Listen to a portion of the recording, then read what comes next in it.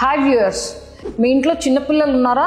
చిన్నపిల్లలకు కూడా పెద్ద పెద్ద బ్రషెస్ యూస్ చేస్తున్నారా? Never. Depends on the age of the patient. మనం బ్రషెస్ని కూడా అట్లానే సెలెక్ట్ చేసుకోవాలి.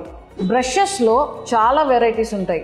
పుట్టిన బేబీకి టీత్ ఉండదు, కానీ చిగుర్లు గట్టి పడడానికి స్మాల్ మసాజ్ అనేది చేస్తాం. దానికోసం ఫింగర్ మీద వేసుకునే స్మాల్ బ్రష్ వస్తుంది. మదర్ దాన్ని ఆ చిగుర్ల మీద కనుక బాగా మసాజ్ చేయడానికి యూజ్ చేసినట్లయితే చిగుర్లు గట్టిపడి వాళ్ళకి టీత్ అనేది బాగా రావడానికి ఎక్కువ ఛాన్సెస్ ఉంటాయన్నమాట. ఫ్రమ్ 6 months ఆఫ్ ఏజ్ నుంచి 2 years ఆఫ్ ఏజ్ వరకు డెసిడ్యూస్ టీత్ అంటే మిల్క్ టీత్ అంటాం కదండి, పాల పళ్ళు, ఇవి ఇరప్ట్ అవ్వడం అనేది స్టార్ట్ అవుతాయి అన్నమాట. సో ఇవి ఇరప్ట్ అవ్వడం స్టార్ట్ అయిన తర్వాత ఏమవుతుందంటే we have to start brushing their teeth.